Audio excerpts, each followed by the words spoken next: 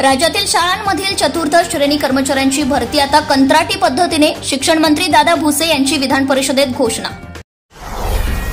पाक सीमेवर भारत तैनात करणारे अपाचे हेलिकॉप्टर्स, 15 महिन्यांच्या विलंबनानंतर भारतात दाखल होणार हेलिकॉप्टर्स. भारताच्या त्रपित बन्सल यांना मेटाकडून 800 कोटी रुपयांची ऑफर का?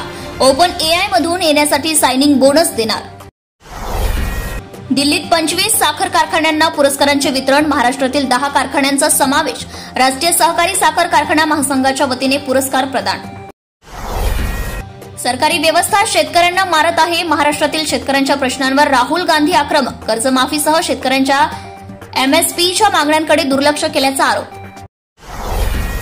गाड्यासमोरील पॅसेजमधून ये जा करणाऱ्यांच्या वादातून कात्रीने हल्ला.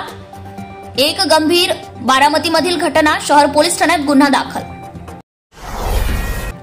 अल्पवयीन मुलीशी जबरदस्तीने शरीर संबंध, दोघांविरोधात गुन्हा दाखल. बारामती तालुक्यातील घटना. काटेवाडी वन विभागात बेकायदेशीर मुरुम उत्खनन, अज्ञात लोकांविरुद्ध गुन्हा दाखल. उरुळी कांचन येथे टेम्पोने 6 जणांना चिरडले, 2 जणांचा जागीच मृत्यू तर 4 जण गंभीर जखमी, चालक अटकेत. पंढरपूर आषाढी वारीसाठी पुणे विभागातून 325 जादा एसटी गाड्यांची सोय.